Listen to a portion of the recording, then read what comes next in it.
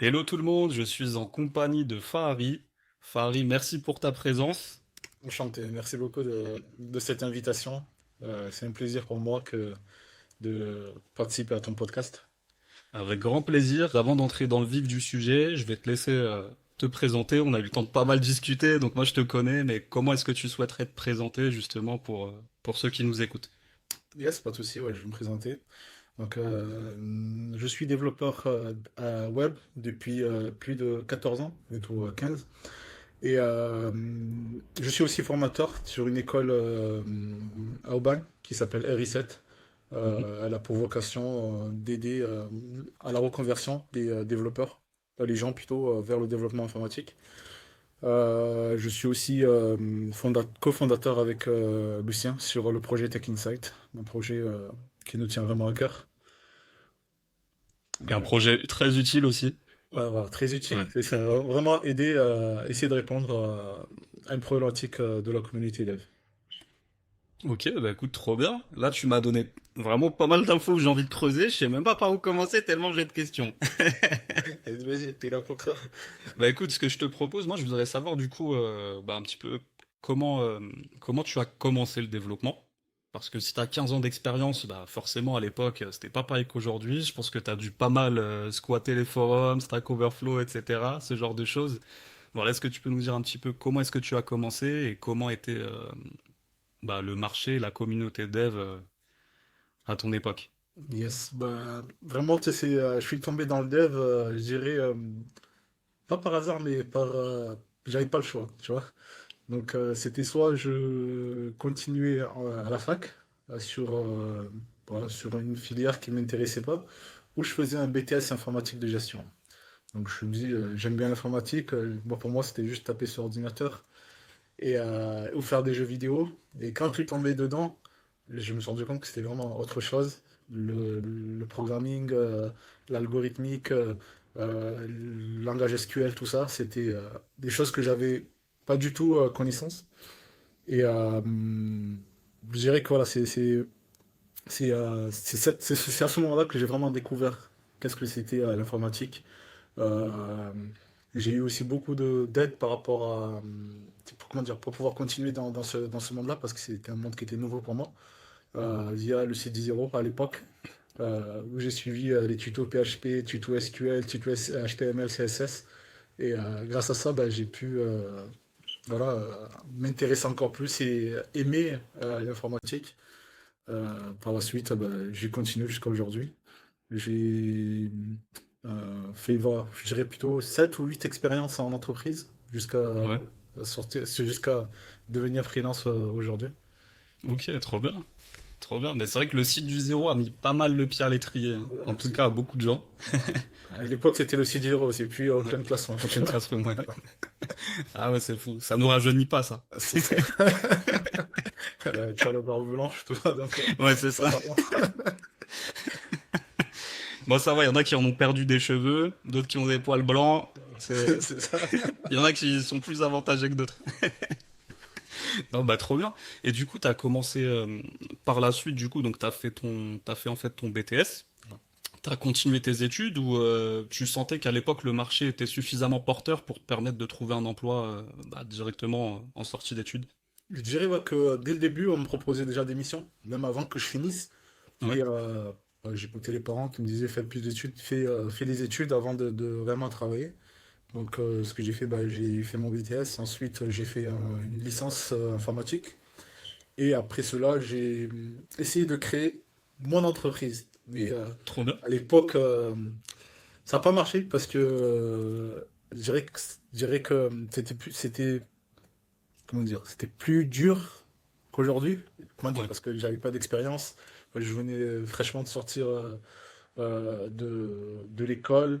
Euh, Ce que je dénonce plutôt, ce que je dénonce avec l'école, aujourd'hui l'école publique, c'est le fait de ne pas préparer les étudiants à autre chose que juste de travailler en salariat.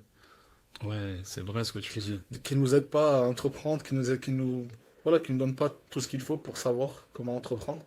Ouais. Et bah, ça aussi, ça a joué dans l'échec de ma première entreprise qui a duré peut-être 6 ou 7 mois. Et à la fin, on a dû parce qu'on n'arrivait pas à démarcher, on n'arrivait pas à prospecter, on savait pas comment faire. Ouais, On avait des amis, mais ça suffisait pas, tu vois, un petit ouais. cercle de deux trois. Mais après, derrière, il faut aller chercher plus loin. Et ça suffisait pas. Ouais. Mais c'est super intéressant ce que tu dis, je vais rebondir là-dessus. Mais juste avant, déjà, c'était quoi? C'était une agence de développement de site web? C'est ça, ouais. Une agence de Ok. développement de sites web WordPress. Ouais. À l'époque, parce que c'était très facile de déployer des sites WordPress très facilement avec le template. Voilà. Il y avait juste le template à mettre en place et après, derrière, voilà, c'est tout. Ouais, c'était l'essor, c'était la belle époque pour WordPress, ça. Ouais, Ouais. ouais. C'est ça. Bah, trop bien. Mais déjà, je tiens à dire que c'est super d'avoir osé tenter l'aventure et qui plus est de l'avoir fait parce qu'en sortant d'études, bah, c'est comme t'as dit, on n'est pas préparé à ça. C'est ça. C'est hyper impressionnant. Donc, d'avoir l'idée de le faire et de l'avoir fait, franchement, c'est super. C'est Ah, super. je dirais que ça a été très, très, une bonne expérience plutôt. Ça a été une très belle expérience parce que ça m'a permis de savoir que c'était possible, mais c'était difficile. Ouais, ouais, je comprends. Ouais. Ouais. Mais ouais, je rebondis sur ce que tu disais, c'est fou parce que, ouais, en fait, dans les études, on ne prépare pas à l'entrepreneuriat. Tu vois, moi, je me souviens quand j'étais en BTS, je me disais, bah là, on a concrètement les armes pour trouver un emploi. Ouais. Mais je me disais, ok, donc si je veux entreprendre, peut-être faut continuer les études, peut-être que c'est en licence, voire en master qui nous prépare à l'entrepreneuriat. Et en fait, j'ai continué, j'ai continué, mais non, absolument pas en fait. Ouais. C'est pareil. Ouais, c'est pareil. Et moi, je me laissais un peu porter comme ça dans le truc, tu vois. Et, euh, et ouais, en fait, je me dirigeais vers ça, vers un parcours purement salarié. Bon, ça me convenait à l'époque, hein, tu vois. Mais moi, j'aimerais bien qu'il y ait des programmes, tu vois, genre, ok, comment tu montes ton entreprise? Euh, par où faut commencer? Comment est-ce que tu fais, etc. On avait des cours, tu sais, peut-être que vous les aviez aussi. Ah bah oui. Tout ce qui est business plan, etc. Comment faire ton business plan, ce genre de choses, tu vois. Mais c'était si tu étais assistant, tu es dans une entreprise. Ouais, ouais, ouais, Toujours, tu vois, c'est en tant que salarié dans une entreprise, comment ouais, aider à améliorer la société. Mais ouais. jamais toi-même, vas-y, si tu te lances toi-même, est-ce que par quoi il faut passer, qu'est-ce qu'il te faut comme bagage pour pouvoir réussir dans les premiers mois. C'est ça. Mais c'est vrai que, ouais, en fait, on nous apprend ça, quoi, être de bons assistants. Après, enfin, y a pas de souci, mais je veux dire, c'est dommage. Franchement, c'est dommage. Parce que je pense qu'il y aurait beaucoup plus de personnes qui s'accrocheraient aux études si on leur donnait ces billes-là, en fait, C'est ça. dans le programme. Mais moi, un truc que j'ai appris bien trop tard et que j'aurais aimé, pourtant, tu me diras si tu penses pareil, mais j'aurais aimé qu'on m'apprenne lors de mes études, ok, t'as un projet, tu fais déjà une première version, arrête de planifier pendant 107 ans, lance un truc, écoute tes utilisateurs et après t'améliores. Tu vois? Ah, non, ça c'est vraiment quelque chose c'est pour tous les développeurs, hein, je parle pour tous les développeurs qui, tu sais, c'est le syndrome quoi. Tu Ouais. penses avoir l'idée, tu veux la cacher, tu veux la développer dans ton coin et tu veux la sortir un jour et tu penses que tout le monde l'adoptera. Ouais. Bah c'est ça, c'est-à-dire que t'as l'idée, tu te dis bon, je suis développeur, d'autres développeurs ils peuvent la développer aussi, donc si je leur donne l'idée, là ils peuvent le faire super facilement. Donc non, je comprends qu'il y ait des appréhensions à ce niveau-là, je peux comprendre. Mais, euh, mais ouais, c'est vrai qu'on a tendance à croire que non, notre idée, elle vaut de l'or, faut surtout pas en parler, faut la protéger comme ça. Alors qu'en fait, tu la confrontes, elle est éclatée, ou alors il y a déjà 19 personnes qui ont la même idée, ils sont dessus aussi, ça arrive, tu vois. Mais non, c'est marrant. Euh, du coup, par la suite, donc toi, en parallèle de ça, tu continuais tes études, donc en Oui. parallèle de ton agence de développement de site web, Voilà. avec ton associé. Donc tu as continué, licence, etc. Et À la fin de la licence, bah, derrière, je voulais plus continuer parce que je me suis rendu compte que j'avais besoin d'argent. ouais, J'avais quitté la maison, j'avais quitté la maison de ma mère, voilà, je voulais ouais, l'indépendance et donc ouais, il fallait de l'argent. Donc ouais. j'ai postulé, peut-être je dirais j'ai été 2 semaines au chômage, je dirais, Ouais. à Ah, l'école. c'est bien ça. Et directement, bah, j'ai eu une mission chez ERDF qui Mhm. a duré 3 mois. Et après, à la suite, j'ai repostulé pour notre mission chez Click Postal à l'époque, Mhm. où là, c'était un CDI de 2 ans. Donc vraiment, j'ai pas connu difficulté, hein. Voilà, j'ouvre vraiment. Plutôt, je partageais mon CV en me disant que j'étais disponible et derrière, voilà, ça claquait des doigts, quoi, tu vois. T'avais pas besoin de poster chez 50 ou 60 Ouais, plutôt faire plusieurs candidatures pour pouvoir avoir quelque ouais. chose. Ouais, tu m'étonnes. Là, t'envoies deux, trois, et puis même t'as le choix, limite. T'as deux retours, tu dois choisir entre deux, quoi. Bah, c'est vraiment ça, c'est vraiment, vraiment ça. Ou même quand j'étais en poste en CDI plutôt, quand j'étais en CDI, à ce moment-là, bah, je recevais énormément de démarchages de la part Ah ouais, des recruteurs et j'étais obligé de faire un tri. ouais, Toi je te veux, toi je te veux pas. Non, ouais. je vais. Ouais, donc t'étais courtisé, et en fait, Voilà. t'avais le choix, quoi. C'était l'époque. La belle époque. Voilà. Et ça, c'est... donc si je compte bien, on était à peu près en 2012, c'est ça? On était en 2010. 2010? Ouais. Ah oui, donc quand tu dis 15 ans d'expérience, c'est tu comptes après études, quoi, directement. Bon, C'est ça. Ok. j'ai commencé, je me mets en. Quand j'ai commencé mon expérience en tant que. Comment dire? En tant que développeur avec ma société, je commence dès ce moment-là pour. Ok, ouais. Ouais, ouais. Bah, c'est comme ça aussi qu'on compte côté recrutement, généralement. Il y en a qui s'appelaient pas, mais... Ok, bon, bah, trop bien. Et donc, ta première mission chez ERDF, c'était quoi? C'était en interne ou c'était via une ESN? C'était comment on appelle ça? De l'intérim. Ah, de l'intérim, ok. De l'intérim. Ouais, C'était juste pour un petit projet pas trop grand ouais. euh, qui a duré 3 mois et derrière. Bah, ça t'a mis le pied à l'étrier, ouais, c'est top. Bah, je pense que c'est ce qui t'a permis quand même, parce que tu mets ERDF sur le CV, c'est peut-être ce qui t'a permis de décrocher Je pense aussi. le CDI ouais, derrière. Ouais, non, mais c'est top. Et à cette époque-là, du coup, est-ce que t'avais déjà connaissance un petit peu des ESN ou pas du tout? Pas du tout. Je connaissais pas du tout. Bah, je dirais que comme je candidatais par moi-même, j'avais pas vraiment besoin euh, d'aide de la part de recruteurs Ouais, ou d'autrui. Comment dire, je postulais directement vers lui. ouais, vers le client final, quoi. Ouais, d'accord, la limite en intérim. Ouais, Euh, comment dire, à la fin de ma mission chez mon premier CDI, là, c'est la première fois que j'ai vu un chasseur de tête ok, qui venait vers moi et qui m'a convaincu de quitter mon CDI. ok. Ah, il est bon, lui. Je me suis dit, tant, mais c'est mon premier CDI. Mes parents m'ont dit, si t'as le CDI, c'est bon, c'est ce qu'il faut, quoi, avoir un CDI et rester dedans jusqu'à ta retraite, tu vois. Ouais, c'est ça. Et quand il me dit, non, tu peux avoir plus que ce que tu gagnes là actuellement, Ouais, j'ai dit, t'es sérieux? Mais je suis en CDI. Je dis, oui, mais tu ouais, peux gagner plus que ce que t'as, tu vois. ouais. Et il me dit, bah oui, tu peux gagner plus. Démissionne. Quoi? Démissionne. Je démissionne, tu vois. Le stress. Ah ouais, le stress. C'était vraiment, vraiment stressant. Il m'a dit démissionne. J'ai dit, attends, je démissionne parce que j'avais déjà eu la promesse d'embauche de l'autre côté. Ouais, ouais, bien sûr. C'est-à-dire que Ouais, ouais. j'étais sûr de quitter, comment dire, d'avoir quelque chose d'autre. Mais quand même, le fait de démissionner à- auprès de gens qui m'ont donné ma chance Ouais, en CDI, tu vois, c'était pour moi presque, je l'ai poignardé dans le dos, tu vois. ouais, c'est presque déloyal, quoi. Et c'est fou, quand même. Ouais, ouais. À l'époque, Ouais, ouais, tu voyais les choses comme ça, ouais. même ma mère, elle n'a pas compris pourquoi je quitte mon CDI. Ouais, Alors que j'avais un CDI, j'avais un travail et où ouais. je pouvais payer mon loyer. Et, voilà, Être tranquille, ouais, c'est ça. Ouais, ouais, ouais. Ah, et, c'est fou. voilà. Et derrière, bah, je suis allé, là, j'ai démissionné, ils l'ont mal pris, comme Ouais, d'habitude. forcément. Et derrière, mon salaire, il a augmenté de 4000. Tu vois, donc tu te De dis, 4000? de 4000 voilà, plus 4000, Mais non. voilà, j'étais à 25. J'étais à Ouais. 25 et je suis monté à 29. Ah, ça fait un beau gap, quoi. Ouais, ça fait un beau gap, ça. Juste en démarrant, non? Ouais. Ah ouais, quand même. Ouais, ouais, ça valait le coup. Non, il avait raison pour le coup, là. C'est ça. Parce que moi, tu sais comment dire, je connaissais pas ce monde encore, donc je savais pas du tout comment comment l'appréhender, comment Ouais, le gérer, parce que ouais.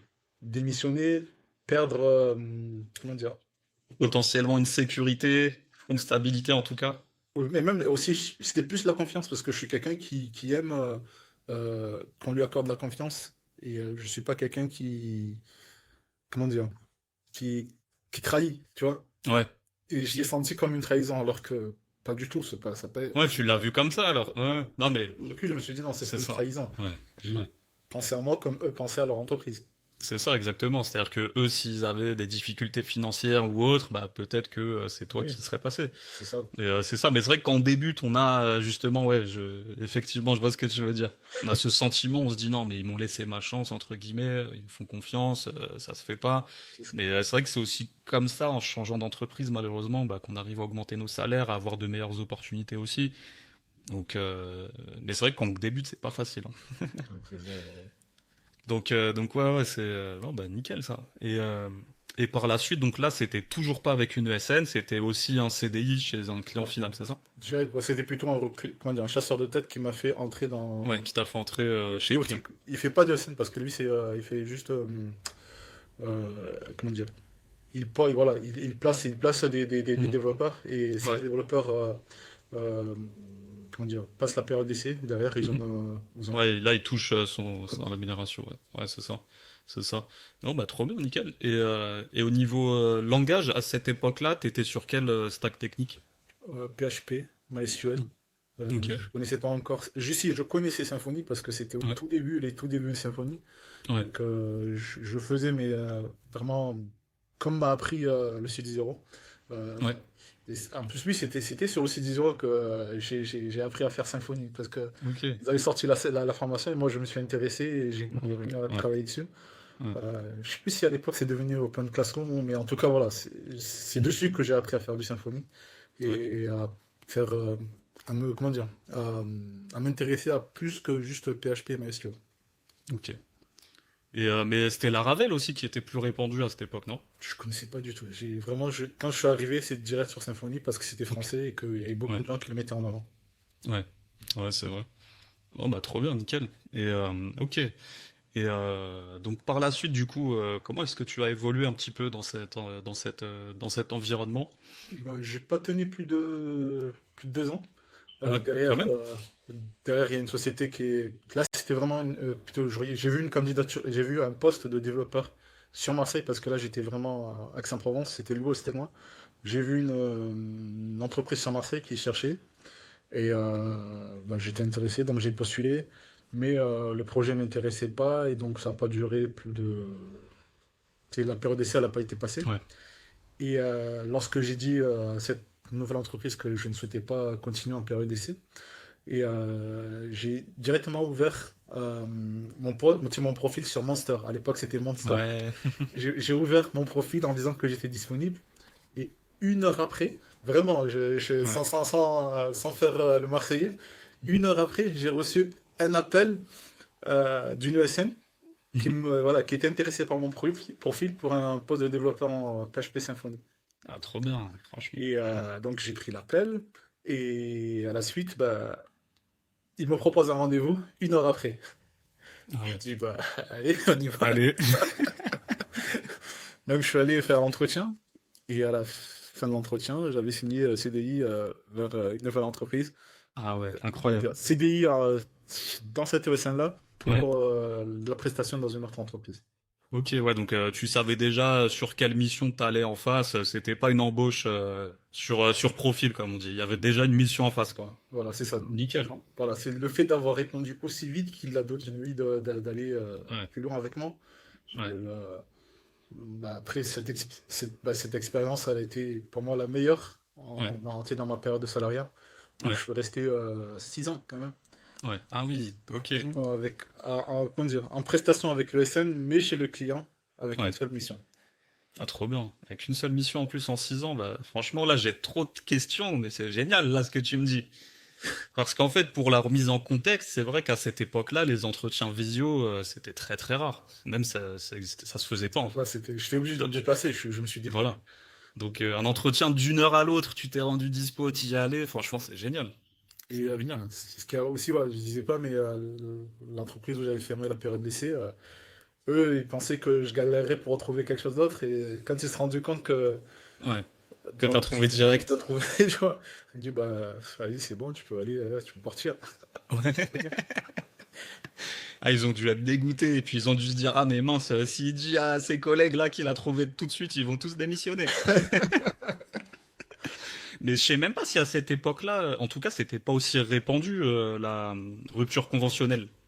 Là, Je sais même là, pas si ça existait à cette je époque. sais pas. Parce que là, c'est pas une rupture conventionnelle, c'est juste Ouais, fin de période d'essai. Ouais, ouais, t'as dit que je voulais terminer ma période d'essai, et puis voilà. Ouais, ouais. ouais.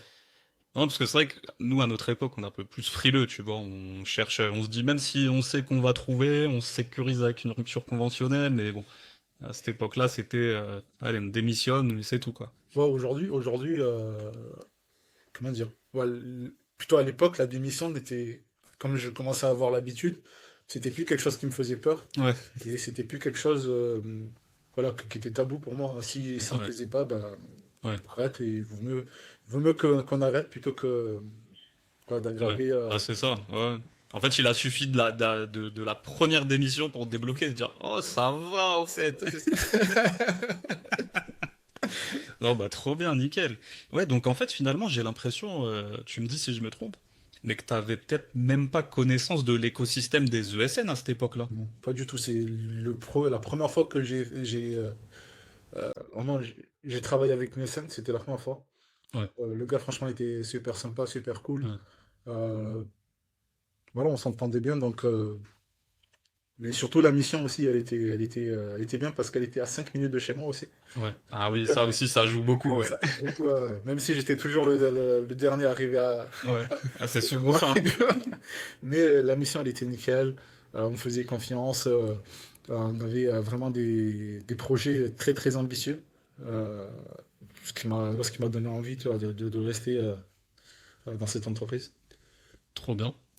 Trop bien, bah nickel. Bah, c'est vrai que 6 ans sur une même mission, c'est pas la norme. Généralement, c'est maximum 3 ans. Il peut arriver qu'avec un petit peu de paperasse ou autre, on aille sur 3 ans et demi, mais généralement, ils sont un peu frileux. Les clients, bah, il y a certaines raisons, notamment le fait que bah, après la personne qui soit salarié d'une ESN ou freelance peut requalifier tu sais, Mm. au prud'homme en tant que CDI, tu vois, C'est ça. par rapport à la durée. Mais toi là-dessus, j'ai l'impression qu'il n'y a pas eu de sujet, quoi. Tu leur as tellement plu, l'entoche était tellement réciproque que il n'y avait pas de sujet, t'aurais pu rester 10 ans en fait. Ouais, voilà, c'est ça. Mais vraiment, vraiment, j'aurais pu rester encore plus longtemps. Mais non, franchement, je me sentais bien avec celui qui a ouvert avec le SN. C'était Oui. pas une grosse ESN, hein, c'était pas une Audix ESN, c'était moins de 10 développeurs. Ok. Mais voilà, quand on se retrouvait, comment dire, on s'appréciait, Ouais, ouais, une bonne entente. Ouais. une bonne entente, pas Ouais. ouais, pas de traîtrise, tu vois. Donc, Ouais. Ah, c'est cool ça. et c'était Donc, ouais. ouais, c'était d'abord le travail avant l'argent. Ok, ouais, je vois. C'était vraiment une bonne ambiance, je comprends. Et c'est-à-dire que si je comprends bien, donc toi, t'étais au quotidien forcément chez le client, donc c'était une mission en régie. Mais ce qui est intéressant dans ce que tu me dis, c'est que t'avais quand même un sentiment d'appartenance à l'ESN, avec les autres développeurs de l'ESN. Tu peux nous en parler un petit peu, ça, c'est génial. Ouais, bah, souvent, hein, souvent on faisait des petites soirées juste pour se retrouver, peut-être 2, 3 fois par an. Mhm. Euh, voilà, il communique beaucoup avec nous, il essaie de prendre la température. Chaque année, il renégocie les contrats, tu vois, il renégocie les contrats avec nous. Donc voilà, c'était bonne entente. Ouais, Voilà, pour moi, il n'y avait pas de choses qui faisaient que on pouvait pas ne pas continuer ensemble. ouais. Ah bah trop bien ce que tu me dis. Et quand tu dis qu'ils renégociaient les contrats, donc il y avait une augmentation aussi à la clé, c'est ça? Ouais, Moi, j'ai demandé ouais, l'augmentation à lui, après c'était à lui de ouais. faire nécessaire, tu vois. Ouais, de voir avec la direction. Donc lui, c'était le commercial ou ingénieur d'affaires en charge C'est, de vos bon, clients. c'était sa boîte à lui, donc c'est ce Ah, qui. c'était sa boîte à lui, ouais. Ouais, ce que je me disais, parce que s'il y avait 10 développeurs, tu peux gérer tout seul. Généralement, un ingénieur d'affaires va gérer jusqu'à 25 consultants. Donc, ouais, c'est gérable tout seul. Mais c'est intéressant hein, ce que tu me dis, parce que à sa façon de gérer, ça sentait le commercial senior ou voir le dirigeant directement, quoi. Donc, Je dirais que qu'ils ne traitaient pas comme comment dire, comme j'ai des numéros, tu sais, ils savaient qui ouais, on était, ils savaient genre, combien d'enfants j'avais. Donc, ah, c'est génial. voilà, c'était Ouais. pas juste ESN tout court. Et bah, c'est aussi ça, moi, c'est ça que j'aime moi aussi avec ces témoignages, parce que tu vois, on a tendance à diaboliser les ESN. Tu vois. Mais avant ça, c'est bien de qualifier ce que c'est qu'une ESN. Tu vois, parce que les gens l'oublient, mais ESN, ça veut tout rien dire. Tu vois, t'as les grosses ESN, les grosses machines où, comme t'as dit, bon, t'as un numéro, mais c'est un peu logique, parce que comme, quand t'as 5000 salariés, on peut pas savoir combien t'as d'enfants, comment tu t'appelles, comment ils t'appellent, tu vois. C'est normal. Ouais, c'est ça. Tellement de choses à gérer. Il y a ça, il y a les moyennes. Il y a beaucoup de ESN aussi, tu vois, qui sont à 500 salariés. Il y en a qui sont à beaucoup moins. Il y a des pure players, il y a des généralistes. Il y en a qui vivent sur la sous-traitance, tu vois. Il y en a qui vivent là-dessus. Il y en a comme bah, celle où t'étais, tu vois, où t'as une personne qui gère 10, 15, 20, 30 missions. Et en fait, le mec, il gère tout seul, tu vois. Ouais, ouais, c'est ça. Donc il y a tout. Et en fait, pour moi, c'est une grosse erreur de dire, oui, les ESN, c'est ceci, c'est cela. Parce que, non, quel type de ESN? Il y en a plein, tu vois. Ouais, ouais, ouais, de toute façon, après, pour donner un avis, tu ne peux donner que si tu as eu l'expérience. Ouais, c'est ça. C'est ça, c'est ça. Et donc ça, c'était une ESN plutôt généraliste ou vraiment spécialisée sur PHP? Spécialisé dans le développement web. Développement web tout court. Ok, Ouais. ok, ok. Ok, très bien. Et c'était quoi leur type de client? Sur des grosses entreprises. Par Ouais. exemple, celle où j'étais, c'était. À l'époque, elle s'appelait Bonjourno. Mhm. Puis, elle a été rachetée par Docomo Digital, une boîte japonaise. Et ensuite, Digital Virgo, qui est sur Aix-en-Provence aussi, les ont rachetés. Mhm. Donc aujourd'hui, Digital Virgo aussi, c'est vraiment une grosse entreprise avec plus de 500, entre 500 et 1000 salariés. Ouais. Donc, ouais, c'est une grosse entreprise, hein. Ok, bah, trop bien. Trop bien. Ouais, donc ouais, j'ai l'impression que c'est peut-être même un ancien commercial qui a acquis son réseau de clients quand lui-même était salarié et qui après est parti monter sa boîte, c'est ça? Ouais, je pense que c'est ça. Ouais. Ouais. Mais tu sais qu'il y a parmi les profils, j'ai eu beaucoup de SN moi comme partenaire et client. Et dans les profils moi que j'ai vus, c'est souvent ça. C'est un ou une ancienne commerciale qui se constitue son réseau, qui après réfléchit, se dit, mais attends, je fais rentrer des millions d'euros de chiffre d'affaires, je vais le faire pour moi, tu vois, mes clients ils vont me suivre. Donc, en fait, il y a ça, il y a aussi pas mal de profils tech eux-mêmes, souvent même des développeurs, tu vois. Et il y en a, ça commence un peu comme ça, sans prévoir. Il a un pote qui est dispo, il a un recruteur qui le démarche, un petit peu comme certains commencent l'apport d'affaires. Mais il y en a qui ont monté des ESN en commençant comme ça, en fait. Tu vois. Peut-être même que t'en connais dans ton réseau. Ouais, ouais, j'en connais quelques-uns. Et, Non, bah top. Bah écoute, j'allais te demander ta meilleure et ta pire expérience en ESN, mais donc t'as eu une expérience en ESN. Qu'est-ce qui pour toi n'a pas fonctionné? je dirais ce qui a pas fonctionné, c'est la fin. Tu vois, la fin de ma mission de 6 ans. Mhm. Malgré qu'il y ait eu 6 ans, Ouais. derrière, quand j'ai voulu me lancer, parce que c'est au bout Mhm. des 6 ans que j'ai voulu me lancer en tant que freelance, Ouais. bah, ça a été mal pris par, par l'USN, Ouais. parce que bah, j'allais plus rapporter. Ouais, bah ouais, ouais. Et que derrière, cette même mission, bah, j'allais la transformer en mission pour moi. Ah oui, d'accord. Donc double, ouais, ok. Voilà. Je vois le truc. C'était plutôt, comment dire, l'entreprise ne voulait plus travailler avec lui. Ah oui. Donc c'était soit moi je reste avec l'USN, ou soit je reste avec l'entreprise.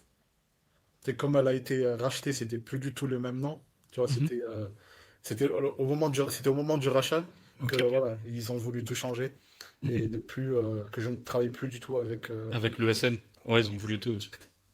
En direct avec eux, ouais. Ok. freelance. En freelance, ouais. Et donc lui, ouais, comme j'étais quelqu'un voilà, en qui il avait confiance, 6 années quand même, Hmm. couper court comme ça, et en plus derrière rafler sa mission, Ouais. voilà, c'était un gros gros coup de poignard dans le dos, tu vois. Ouais, je peux comprendre. Mais c'est vrai que c'est différent. Moi, je pensais que c'était tout allait bien, ils allaient continuer à travailler ensemble, mais t'es passé en direct. Donc, je peux comprendre qu'ils tirent un peu la tronche, même si ça fait partie du jeu. Faut s'y attendre, surtout au bout de 6 ans, tu vois. C'est normal. C'est aussi le risque de la mission longue, tu vois. Nous, côté ESN, on est super content quand la mission dure longtemps. Pourquoi? Parce que ça veut dire que le collaborateur est content, le client aussi, et nous forcément. Mais c'est aussi le risque, tu vois. Il y a les facteurs humains, les gens s'entendent mieux, pardon. Donc ça arrive souvent qu'il y ait même pas forcément freelance, mais des consultants qui se fassent internaliser. Mais là, dans le cas où de toute façon la collaboration se terminait, C'est ça. pour moi, t'as rien fait de mal, tu vois. Oui, j'ai rien fait moi. En plus, c'est eux, c'est Digital Viro qui m'a proposé ce contrat-là. Ouais. Parce que moi, je voulais pas du tout me mettre en CDI. Mhm. Ça m'intéressait. Parce qu'ils m'ont proposé d'abord le CDI.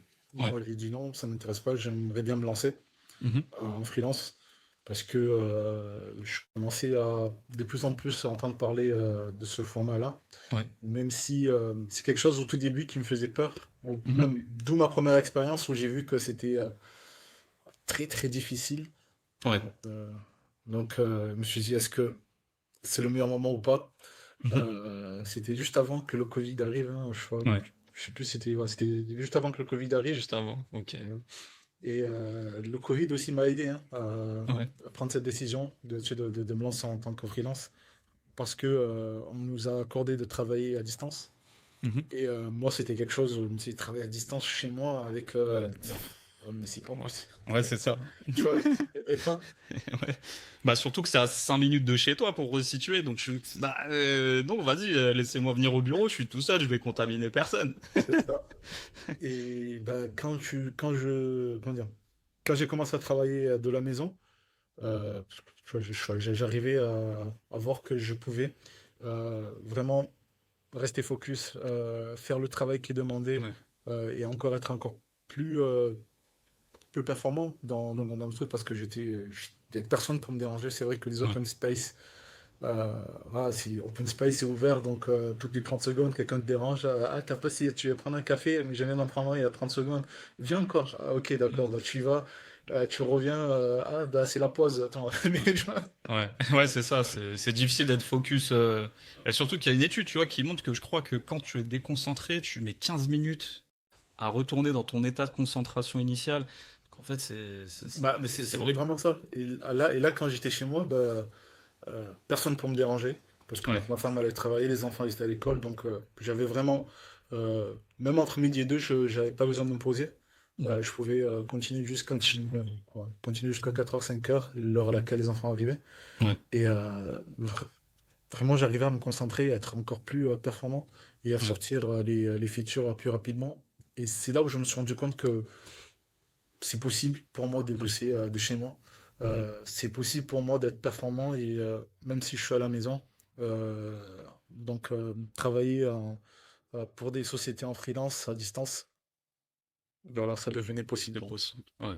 Ah bah trop bien. Mais franchement, c'est super intéressant ce que tu me dis parce que pour le télétravail, on a tendance à mettre en avant l'argument du transport. On se dit, tu vois, moi je suis en Île-de-France et la norme, la moyenne, c'est 1 heure 10 de transport. Donc aller-retour, tu vois, on monte à 2h20, c'est quand même énorme. Et on a tendance à mettre ça en avant en disant, ouais, mais le temps de transport gâché, ça empiète sur ma vie perso, j'arrive au bureau, je suis fatigué. En plus, c'est le cas souvent. Mais là, c'est super intéressant ce que tu me dis parce que dans ton cas, tu habites à 5 minutes du bureau. C'est- Donc ça veut dire que t'as pas cette fatigue de transport, mais pourtant, t'arrives à avoir une amélioration sur le côté fatigue émotionnelle, sur le fait que tu me dises, bah voilà, j'ai même pas besoin de pause entre midi et deux, je continue. Voilà.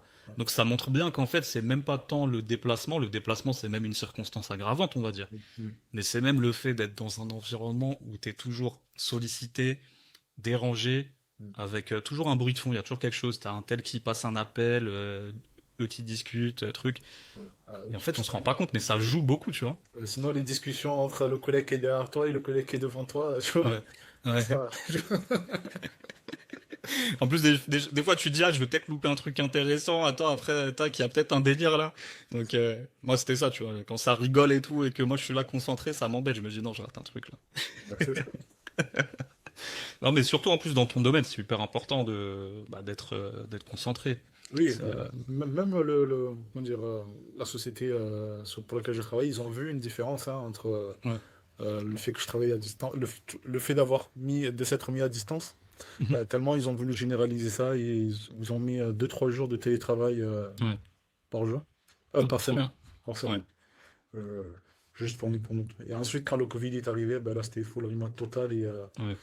même, tu sais, même avec le Covid, on arrivait à sortir les features, on arrivait à être cohérent, on arrivait à faire des réunions où, tu sais, vraiment des réunions constructives Ouais. qui aboutissaient vraiment à quelque chose et pas juste voilà, des discussions. Tu sais, une réunion pendant, par exemple, je me rappelle des réunions de 2 heures où on est tous autour de la table et ça parle de qu'est-ce que tu as mangé ce matin au petit déjeuner, tu vois. On est en réunion, les gars.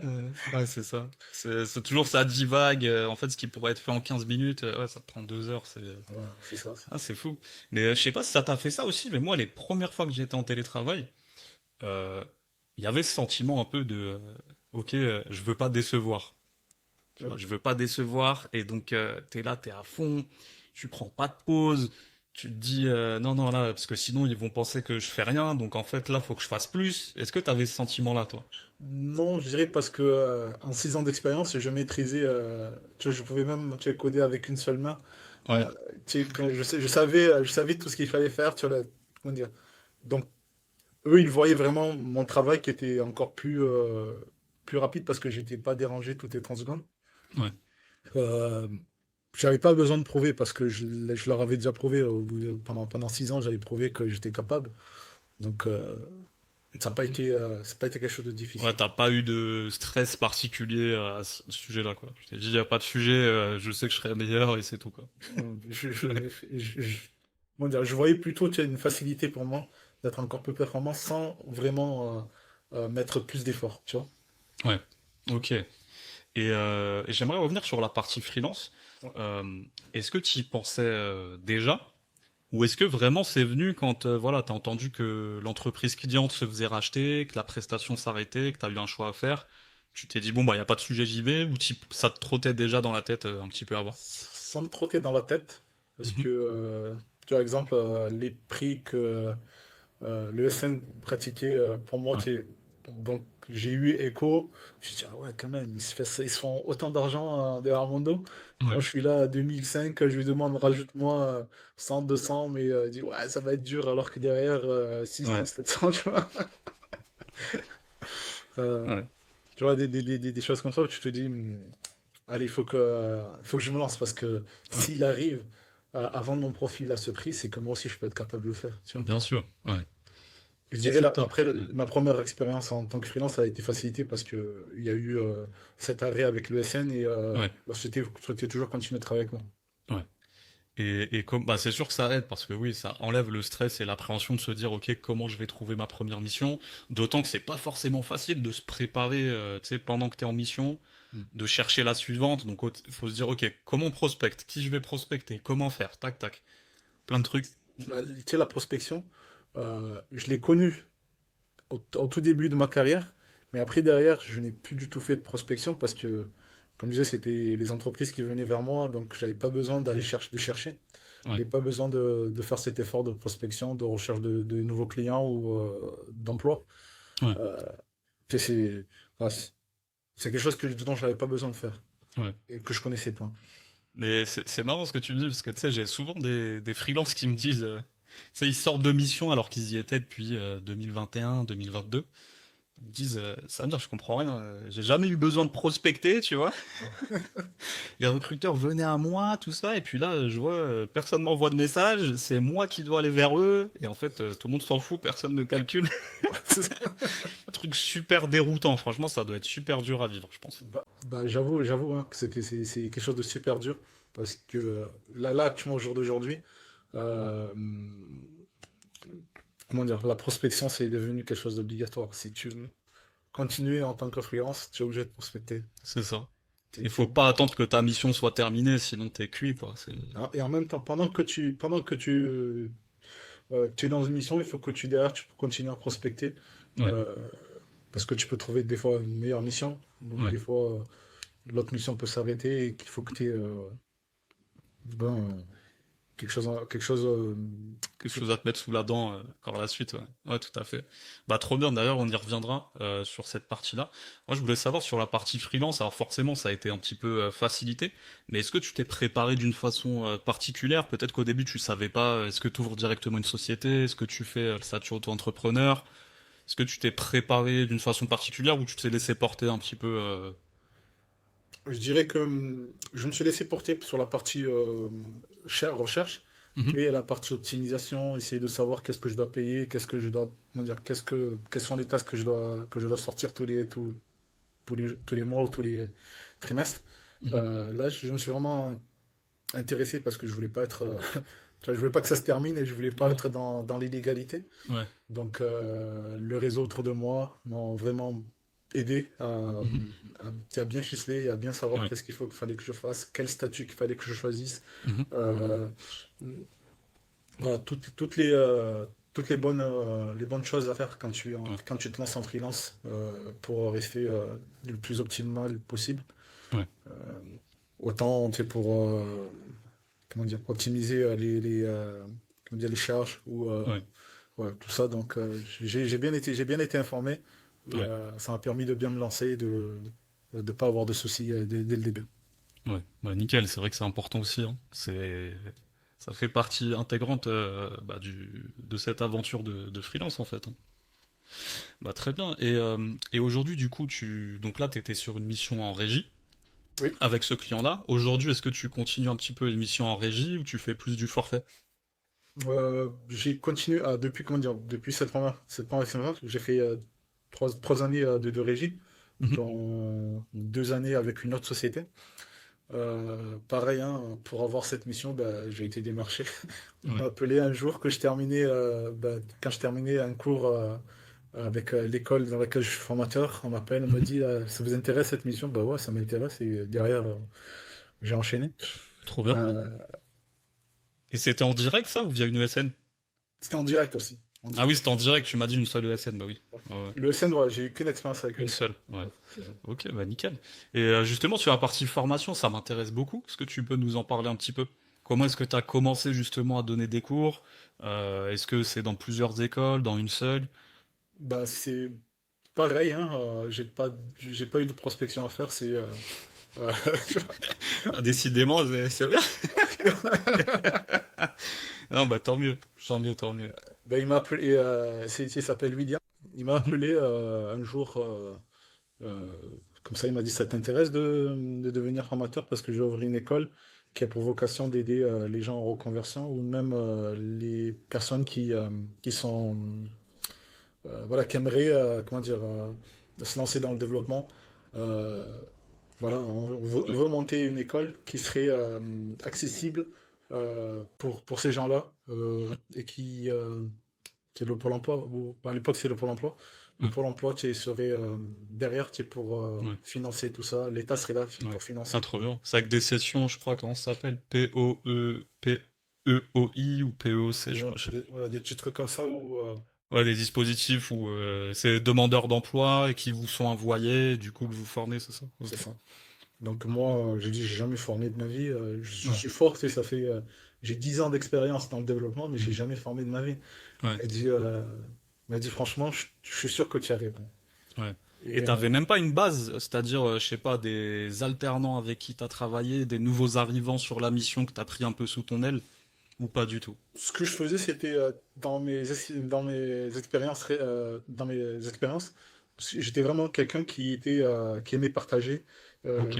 qui aimait faire monter en expérience toute l'équipe Ouais. et pas juste travailler pour juste Ouais. travailler. Non, Ouais, tu pensais collectif et pour toi, le sens dans ce que tu faisais, c'était surtout de partager aussi, quoi. voilà, partager, C'est ça. essayer de monter en expérience, monter en compétences pour que quand on sort des features, on sort des features de qualité. Mhm. Euh, Comment dire? Voilà, partager tout ce que j'avais, je le partageais, je le partageais. Ouais. Et ça a beaucoup joué dans le fait qu'il s'est dit j'étais la bonne personne parce que Ouais. j'aime partager, Ouais. j'aime apprendre parce que j'apprends tous les jours, même avec 15 ans d'expérience, je continue toujours à me former, à Ouais, c'est important dans ce métier, hein. Ouais. essayer de je me forme et derrière, je redonne ce que j'ai formé, ce que j'ai eu en formation. Euh, et ça a vraiment plu. Donc derrière, bah, j'ai signé, je fais en moyenne 5 semaines par an.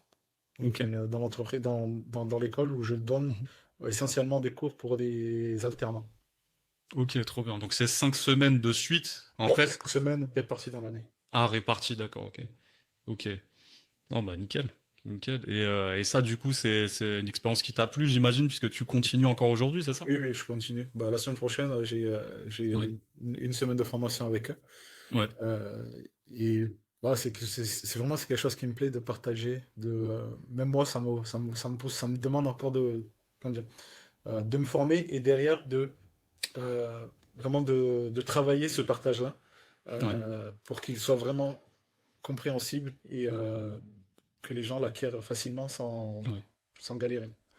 Ok. On va trop bien. Et donc, du coup, tout ça, donc en parallèle, toi, t'es sur des missions au forfait, Mais c'est ça? en régie, oui. En régie à ce moment-là, et après, donc, t'as basculé, une fois que la mission s'est terminée, t'as basculé plus sur des projets au forfait, c'est ça? Comment s'est fait un peu cette transition? Ben là, tu sais, le forfait, pas encore, parce qu'on est en train de travailler avec Lucien sur. Ok. Ah oui, sur le côté agence, bah trop bien, on va en parler. Ouais. Voilà, donc, comme je disais, avec Lucien, on a ouvert Tech Insight. Tech Ok. Insight, c'est vrai, c'est que c'est l'application web qui permet aux développeurs d'acquérir plutôt de- d'avoir en temps réel Les tendances du les marché. tendances du marché, voilà, les tendances du marché. Euh, et en même temps, on s'est dit, mais comment dire, Tech Insight nous propulse comment dire, vers des opportunités qu'on n'imaginait pas au début, Ouais. telles que le fait de travailler pour des sociétés au forfait. Donc on Ok. s'est dit, ben, on va monter notre agence. Ça Mhm. s'appellera toujours Tech Insight parce que c'est bien ça qu'on se connaît, qu'on nous Ouais. connaît. Et actuellement, on est en train de négocier 3 contrats. Mhm. Euh, on espère qu'ils vont aboutir. Ah bah je vous le souhaite. En tout cas c'est top. Mais donc du coup on va revenir sur Tech Insight parce qu'il faut vraiment parler, c'est important. D'abord pour la petite anecdote un peu rigolote, j'ai compris qu'après que c'était Tech Insight. Ah. Mais moi je suis une bille en anglais. C'est-à-dire que je le lisais Tech 8. Et je me disais, mais c'est quoi et tout, mais je comprenais pas. Et après, tac, je sais plus, j'entends, mais non, même pas, je l'ai lu. Après, je fais, mais non, Tech Insight, tes insights. Je fais, ah oui. Ah oui. Non, t'es pas dedans, Mais, hein, t'es pas mais tu dedans. sais que je suis pas le seul parce que j'ai fait un vidéo. Bah, à un moment, j'avais un accompagnement avec un dev et pareil, il me dit, et je lui dis, bah, va voir l'application de Lucien Ferrari. Il me dit, ah oui, Tech in 8. Je fais, ah, ça va, je suis pas tout seul. Non, bah, trop bien. Donc, du coup, si j'ai bien compris comme ça, c'est super intéressant d'en parler. Euh, donc l'idée, bon après je triche un peu, j'en avais déjà parlé avec Lucien il y a quelques semaines.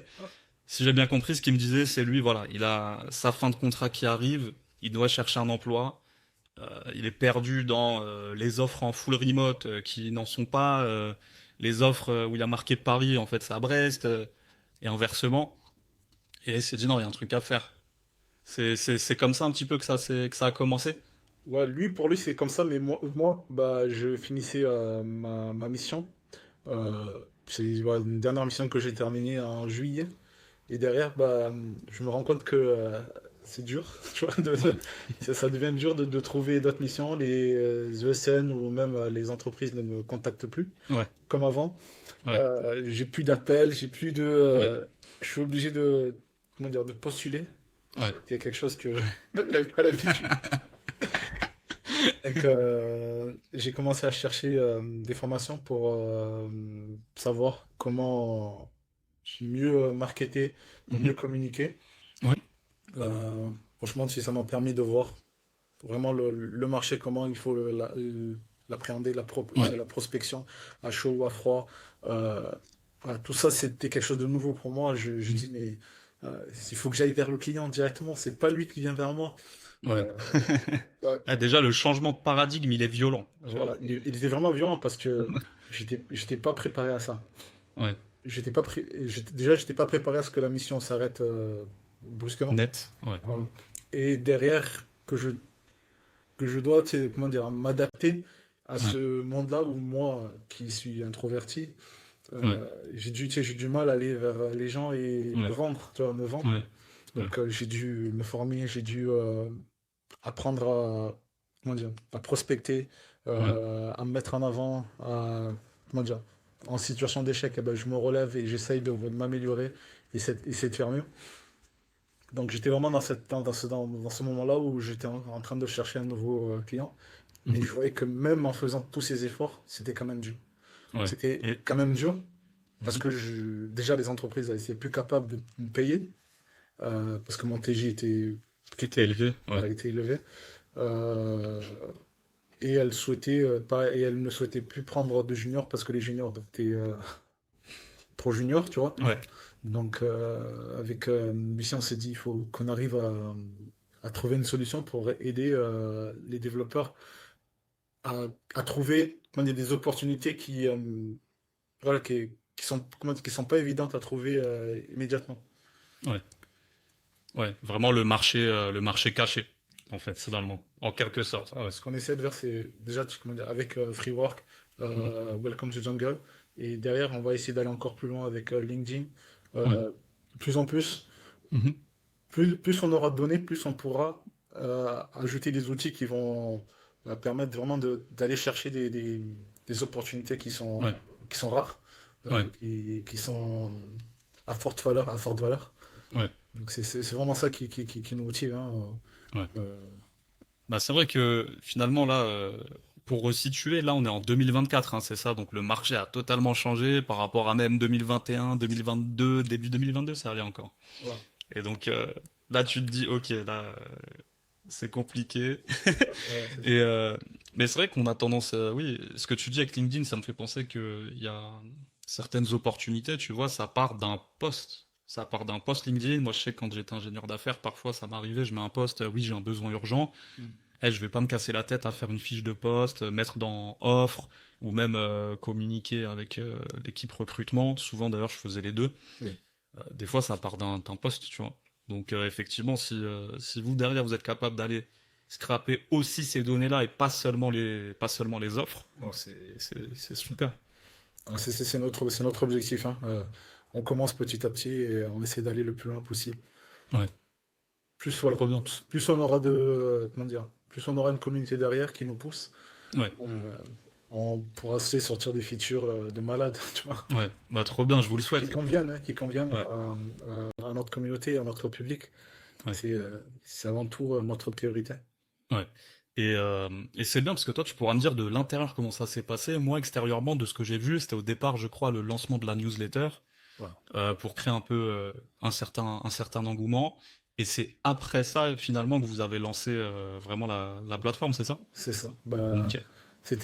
vraiment, tu sais, quand Lucien était arrivé, il me proposait, ça te dit, on va dans ça, parce que j'ai lancé ce poste-là et je vois que il fait fureur, quoi. Ouais. Moi, je me suis dit, ah ouais, franchement, peut-être j'étais un petit peu sceptique parce que je me disais, mais comment il veut répondre à ce besoin-là? Tu vois, Ouais. je Ok. voyais Ouais. pas trop là où il voulait vraiment en venir. Mhm. J'ai compris la problématique, mais comment la résoudre, c'était là où je voyais, et pas comment il voulait, parce que en tant que développeur, bah, je serais parti directement développer l'application, tu vois. Ouais. Alors que lui, il a dit non, on développe rien du tout. T'es Mhm. sûr? Il dit ouais. Ouais. Tout ce que tu fais, c'est des requêtes SQL. Tout ce que tu fais, c'est d'aller scraper des données à côté et derrière me donner des données et derrière on sort ces données-là. Ouais. Ouais, d'accord. Trop bien. On, Ouais. on va travailler comme ça. Il n'y a rien de concret, mais Ouais, lui derrière, il fait un joli dashboard avec le côté data visualisation et pour que ça. non, c'était directement comment dire, c'était dans la newsletter qu'on donnait les données. Ça veut dire qu'il Ah oui, d'accord, encore mieux. Tiens. Ouais. n'y avait aucun visuel. C'était on récupérait les données et derrière on allait sur Notion ou Ouais. sur n'importe quelle application pour nous générer des graphes et derrière on Ouais. partageait ça. Ok, trop C'était bien. que ça. Ouais. Ah, c'est génial de voir les coulisses comme ça. Et dès qu'on voit que ça marche, les gens ils sont intéressés, les gens ils ont envie, les gens ils répondent, Ouais. on se dit bah allez on commence juste à sortir un graphe pour voir que ça donne. Mhm. On Ouais. commence à développer. Vraiment c'était- comment dire, il y avait rien de solide parfois, il y avait rien de solide. On scrapait deux trois données mais pas plus. Tant qu'on n'avait pas de comment dire de confirmation de la part de la communauté, on n'allait pas plus loin. Ouais, ok. Et Ok, trop bien. Ouais, c'est vraiment, vous êtes ouais, guidé par l'utilisateur. C'est d'abord le retour utilisateur et après on avance. Ok, ça c'est trop bien. Et attends, je vais beaucoup rebondir là-dessus parce que c'est trop intéressant. Euh, toi déjà, ça a dû être aussi assez déroutant parce que tu le disais que ta nature et la nature de beaucoup de personnes, même pas nécessairement que des développeurs, c'est d'abord je développe, ensuite je vends. Et là, finalement, t'as un cofondateur qui te dit non. D'abord, on suscite l'envie, on prend la température et à partir de ça, on développe. Comment ça s'est passé cette partie-là? Au tout début, moi, comment dire, j'étais sceptique parce que je me dis, comment tu peux vendre quelque chose que tu n'as pas? Tu vois, Ouais, quelque chose que t'as pas du tout développé. Comment dire, c'est là où je vois, là, c'est là où on a vu que quand la communauté était là et voulait qu'on développe la chose, c'était quelque chose de concret. ouais, On développe pas juste pour développer, on développe parce que ouais, la communauté demande, la communauté ouais. a besoin de ça. Ok. Ouais, c'est pas ce que vous pensez, ce que vous jugez bon, quoi. Là, Ok. vraiment, c'est ce qu'on nous, on pense, ça passe vraiment au deuxième plan. Ouais, Euh, c'est les feedbacks avant tout. On regarde les feedbacks. Ah, lui, il a sorti ça, ça, ça. Ah, ça c'est revenu 3 fois, ça c'est revenu ouais, 4 fois. Donc, on va prioriser ce qui est venu 4 fois. Parfois, des fois, il y avait des idées délirantes, mais on peut pas, on peut pas y ouais. répondre. Ouais, Genre, c'est ça, faut pas le des conneries. Jackson. Ouais, Mais des fois, on les mettait de côté pour plus tard.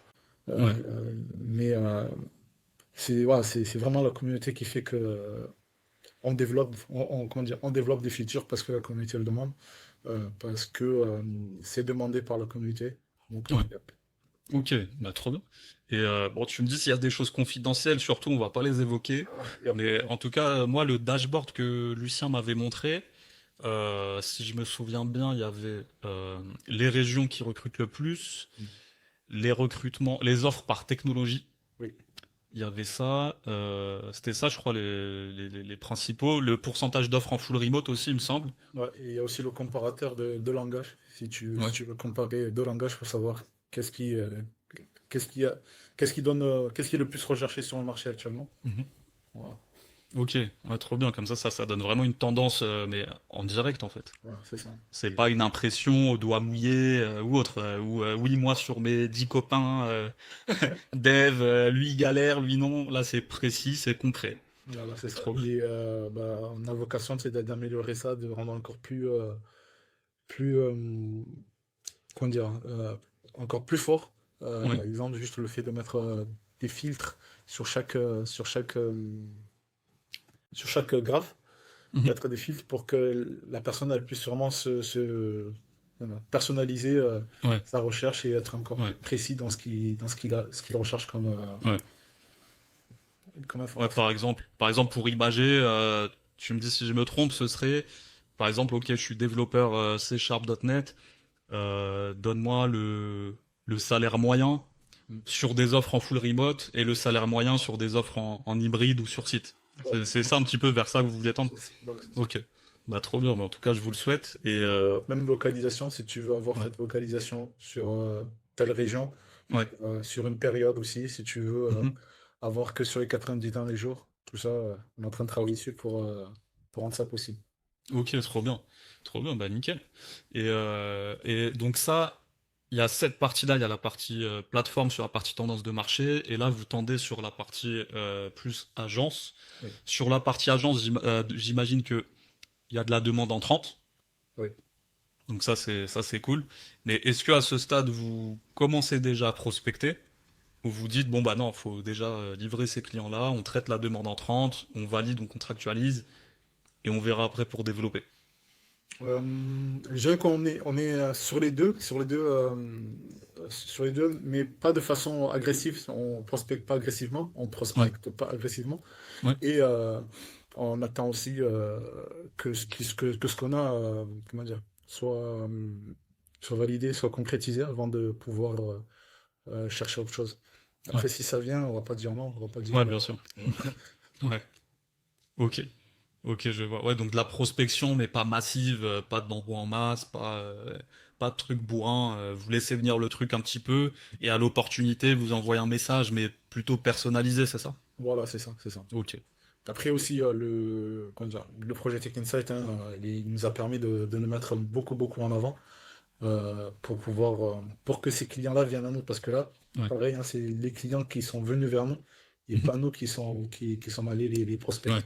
ouais, Mais je suis sûr que si on se met vraiment à prospecter, on peut trouver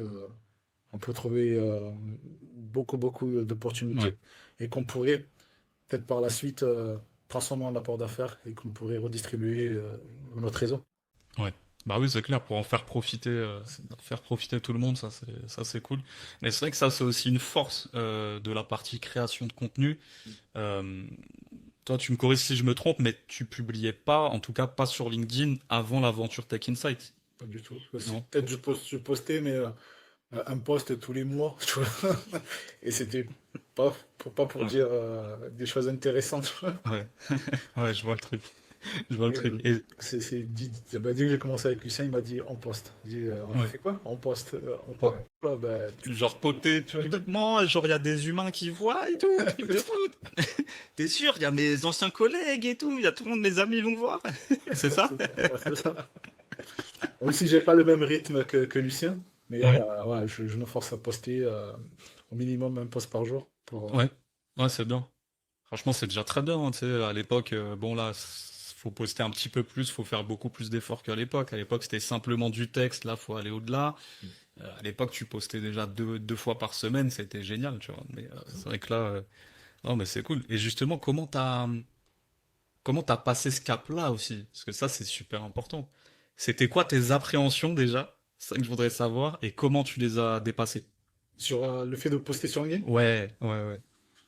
bah, déjà, le résultat, quand tu postes et que derrière tu vois que, comment dire, que les gens te lisent, les gens répondent, les gens Mhm, te suivent, mhm. comment dire, ça conforte dans le fait que tu as envie de continuer, tu vois. Ouais, C'est ouais, c'est comme si tu veux, c'est comme si j'avais vendu, j'avais réussi à vendre quelque chose, quoi, tu vois. ouais. Et après, comment dire, derrière, parce que j'avais un petit réseau, et surtout mon réseau, au tout début, c'était mon réseau qui me donnait de la force, parce Mhm. qu'il revenait commenter, il revenait Ouais, euh, liker, et ouais, voilà, et moi derrière, ben, on essaye comment dire, de s'entraider tous, ouais. et ça a beaucoup aidé. Mhm.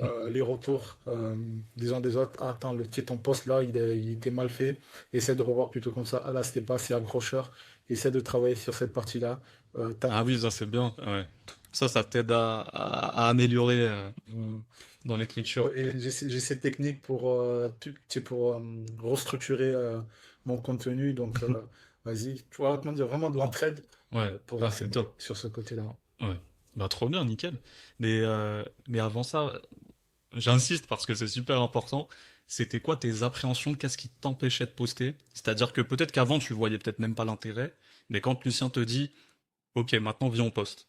Voilà. C'était quoi tes appréhensions? Les premières choses à laquelle t'as pensé? C'est que les gens. Ouais, comme si tu là. Je suis quelqu'un d'introverti, donc euh, voilà, ce que les gens allaient penser de moi, ce que les gens qui allaient dire, ah, bah, t'es lui, il se prend pour qui, tu vois, Ouais, t'es qui, toi, alors que non, au contraire, c'est. Moi, j'aime lire les contenus des gens que je suis ouais. et je me rends compte que aussi, pareil, ils aiment me lire. S'ils continuent à me lire, c'est que C'est que c'est pertinent. Et ouais. sinon, ils Ouais. apprécient ce que je poste. Ouais. Ouais, donc c'était plus le côté s'exposer Voilà, au regard des autres en fait. c'est C'est ça. ça? Ouais. C'est marrant hein, parce que bon, je vais pas faire de statistiques au doigt mouillé, mais j'ai l'impression que sur 10 personnes qui souhaitent poster, t'en as peut-être 7 qui ne postent pas pour cette raison. Finalement pour les autres. C'est un truc de fou quand même. C'est dingue. Et tu sais, je sais pas si t'es depuis quand sur LinkedIn, mais pour la petite histoire, moi j'y suis depuis 2017. À la base, c'était dans le cadre de mon activité. Oui, je recherche tel profil, machin. Je postais à peine. Euh, et en fait, ça fait là peut-être 2 ans que j'ai une envie forte de publier, tu vois. Je me dis, ok, j'ai des choses à dire, des choses intéressantes, des choses, je sais que ça va intéresser des gens, mais t'hésites, exactement comme tu dis, ok, c'est même pas tant les inconnus, c'est, ok, qu'est-ce que mes collègues vont penser, les anciens managers, et tel et tel. Tu te dis, ouais, mais je suis pas un mec d'internet, moi, tu vois. Je suis pas un mec d'internet, j'avais même pas de photos, carrément j'avais désactivé mon compte LinkedIn plusieurs fois, surtout quand il y a l'IA qui a bien pété, tu sais, fin 2022. Voilà. T'entendais IA toutes les sauces, ChatGPT m'a permis de faire ceci, cela, ça me rendait fou. J'aimais pas la tournure que ça prenait, j'ai désactivé. Et en fait, je pense que j'ai eu plusieurs déclics. Tu me diras, toi, si c'est le cas, si c'est vraiment juste Lucien qui t'a motivé, tu t'es dit, bon, vas-y, allez, j'y vais, ou si t'as fallu plusieurs déclics. Mais moi, j'ai l'impression qu'il m'en a fallu plusieurs. Des discussions avec des personnes qui eux-mêmes publiaient, des fois avec des gens qui sont pas du tout sur LinkedIn. Moi, un truc tout bête, j'ai discuté avec un ami qui est coach, sportif, mais aussi coach sur le plan perso. Euh, je lui ai fait part de mes craintes. Il me dit, mais en fait, là, t'es en train de laisser la télécommande de ta vie aux autres. Et tu sais, c'est une phrase, ça paraît bateau là quand je te l'ai dit comme ça a beaucoup moins d'impact que quand on te l'a dit toi personnellement en vrai, tu vois. Et moi, il m'a dit ça, j'ai fait, ah l'enfoiré, il a raison. Et moi, tu vois, je suis sûr que quand quelqu'un suscite ça, cet effet, ah l'enfoiré, c'est que vraiment tu dis, ah ouais, c'est puissant là ce que t'as dit, tu m'as touché. Parce qu'en fait, ouais, c'est clairement ça quand on y réfléchit. T'as une envie forte de publier ou de faire telle chose, mais tu le fais pas parce que va penser telle personne ou telle personne. Et ça a été vraiment le début. Ça m'a pas suffi, hein. Il m'a fallu plusieurs autres étapes, tu vois. Mais ça, déjà, ça a été super puissant. Et, euh, et après, bon, j'ai pas honte de le dire, mais j'ai fait un truc de crack.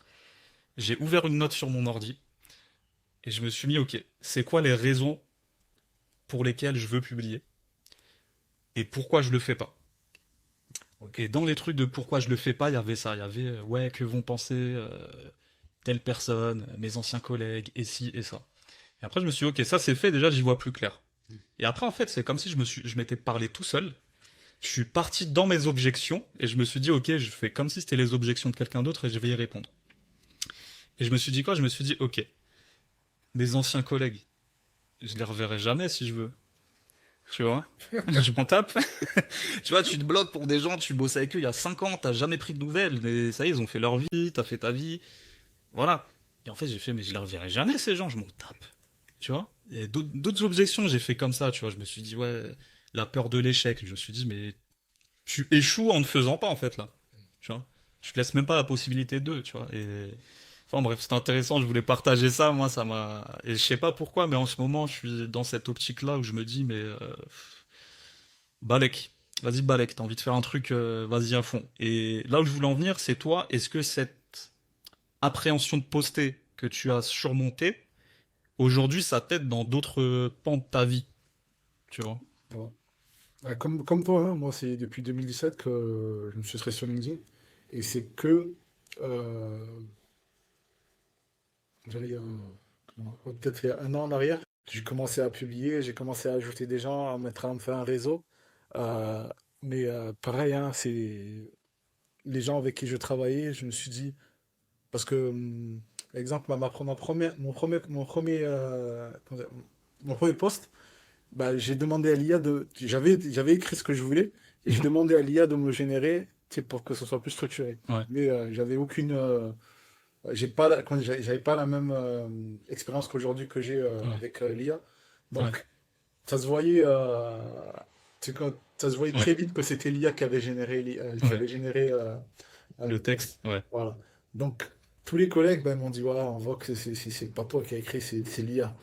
ouais, Oui, je sais, mais c'est moi qui ai eu l'idée, c'est moi qui ai cette idée-là. Peut-être, ouais, c'est juste lui demander de m'aider à structurer, ouais. et comment dire, il a mal fait, quoi, tu vois. Ouais, mais c'est frustrant en plus parce que c'est toi qui as l'idée, t'as même peut-être l'angle sur lequel tu veux l'aborder. Ouais. Toi, tu demandes juste de reformuler. Et au final, on te dit, t'écris avec l'IA. Non, c'est mon idée de base. C'est juste que je débute, je sais pas comment le formuler. Ouais, Tu c'est vois. ça, c'est ça. Bah, la plupart, c'était direct, ah, je vois que c'était l'IA. Et Mm. donc, moi, les postes générés avec l'IA, je regarde pas. Je Ouais. dis, ah, d'accord, t'es donné, peut-être c'est, tu sais, ça donne juste, euh, comment dire, ça rabaisse, ça te démotive parce que tu dis, Ouais. ah, peut-être que il y a d'autres personnes qui pensent la même chose. Mm. Il y a d'autres personnes qui diraient, qui disent la même chose. Ah, c'est un poste généré avec l'IA. Mais je vois comment dire, que ce soit généré avec l'IA ou pas, c'est l'idée qui a mené qu'il faut regarder et non pas est-ce que c'est l'IA qui a généré et que derrière ça a donné peut-être telle info que j'aurais jamais pu sortir moi-même. Mais l'idée, c'est moi qui l'ai sortie. C'est moi, je Ouais. voulais partager cette idée-là. Je voulais Ouais. partager ma Ouais, tu façon. savais pas juste forcément comment l'amener, comment la présenter. Et donc, Ouais. ça fait, tu sais, ça faisait partie des choses qui me démotivaient, qui me donnaient pas envie de Ouais. poster. Ouais. Ouais, je vois. Mais en tout cas, je pense qu'aujourd'hui, tu regrettes pas d'avoir sauté le pas. Ah non, ben aujourd'hui, Ouais. vraiment, je suis plus en mode, jamais, comment dire, j'améliore mes postes. Ouais. Avec l'IA, ben, je suis capable de lui dire, regarde, ben, ce poste-là, il a bien marché, donc essaye de, les prochains postes, essaye de t'inspirer de cela pour restructurer Ouais. mes postes. Et au fur et à mesure que ça avance, des fois ça marche, des fois ça marche pas. Ouais. Tu vois. Ouais, et puis ça te permet toi d'améliorer, voir ce qui marche, ce qui fonctionne moins. Voilà, c'est ça. Euh, Donc clairement, voilà, c'est le côté où je m'améliore, je sais de mieux en mieux écrire, mhm. je sais de mieux en mieux apporter mes idées, avoir comment dire, des phrases qui sont plus accrocheurs. Ouais.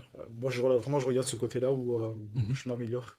Je m'améliore. Bah, trop bien. Est-ce que tu as l'impression que en dehors de LinkedIn, ça t'aide justement à surmonter certaines choses, que ce soit bah, l'appréhension de prospecter, que ce soit ok j'ai une idée business, vas-y je la lance, alors qu'avant j'aurais peut-être appréhendé. Tu vois une différence un petit peu? Je vois une différence déjà juste quand je passe les entretiens. Par exemple, Ouais. je passe un entretien avec quelqu'un, ben, voilà, je t'ai vu passer sur LinkedIn, tu vois. Mhm. Ah c'est cool. Euh, Ben, tu sais aussi, la plupart de mes élèves, j'ai vu que tu passes sur LinkedIn. Ouais. Ah, c'est pas là, comment dire. Euh, sur LinkedIn, voilà, les gens me connaissent, donc j'ai plus besoin vraiment, tu sais, de me présenter ou Ouais. de dire qui je suis, parce que Ouais. Ouais, ils voient déjà ou ils te suivent déjà. Ok, trop bien. Ouais. ou même quand je parle avec des collègues, tu vois, ils vont me sortir ils vont me sortir comment dire, une citation d'un poste, et dire, Ouais. et comment tu es au courant, toi? Bah, je te suis. Ah ouais, tu vois. Ah ouais, truc de fou. Ouais, parce que tu sais, on croit que c'est que des chiffres, tu vois. Genre, tu vois, je sais pas, 10 000 impressions. Ouais, Et d'ailleurs, impression, c'est différent de vue. Je tiens à le préciser. Parce que impression, c'est le nombre de fois que t'apparais dans le film et la personne ne s'est peut-être même pas stoppée sur ton poste. Tu vois. Et en fait, il y a beaucoup de gens qui pensent que impression égale vue égale la personne a cliqué sur ton poste. c'est ça. Et même si elle l'a, non, c'est juste, t'es apparu dans le film. C'est parenthèse refermée, j'aime bien. Ouais, bah, J'ouvre des parenthèses. ça, c'est quelque chose ouais, qu'il faut dire haut et fort parce que l'impression, c'est ce que LinkedIn veut. Alors Ouais. que quand tu as l'engagement, tu as des commentaires. Parce que souvent, j'ai des posts où tu as 60, 50 commentaires. Ouais. Et derrière l'impression, en 3000, tu vois. Ouais. Ouais, c'est ça. Tu te dis c'est pas beaucoup, mais au final, non. Et, Ouais. et parfois, tu as des impressions, 50 000 impressions, mais juste Ouais. 20 commentaires, 30 commentaires. Ouais, c'est ça. Tu vois? C'est ça. Ça dépend vraiment. Mais des fois, on comprend pas. Mais de toute façon, je pense que personne comprend l'algo. Euh, je pense que eux-mêmes ont perdu le truc. Tu sais, ils ont perdu le contrôle, je pense, du truc. Eux-mêmes. Mais non, c'est ce que je tenais à dire, c'est ça. C'est que ouais, derrière les impressions, t'as des humains derrière et en fait, on sait pas qui c'est. C'est-à-dire que t'as des gens qui, bah, ça peut être une personne avec qui tu vas passer un entretien dans 2 semaines, une personne avec qui peut-être tu vas collaborer, monter une boîte dans 2 ans. Ouais. En fait, c'est ça qui est fou. Non, bah trop bien. Et À l'exemple de toi, hein, moi, tu vois, j'essaie de te suivre et je vois, ah d'accord, ah, il a l'air d'être intéressant ce gars, tu vois. Et bah, aujourd'hui, ouais, c'est clair. Bah, c'est comme ça, ouais, que ça s'est fait finalement, tu vois. Et en fait, on en oublie que les personnes, on les connaissait pas il y a quelques semaines, tu vois. C'est un truc de fou. franchement. C'est ouais, top. Et en mot de la fin, est-ce que tu aurais des conseils justement pour des personnes, qu'elles soient freelance ou en CDI, peu importe, mais des conseils pour se débrouiller dans le marché de l'emploi actuel? Euh, Comme je dirais, hein, c'est le marché de l'emploi,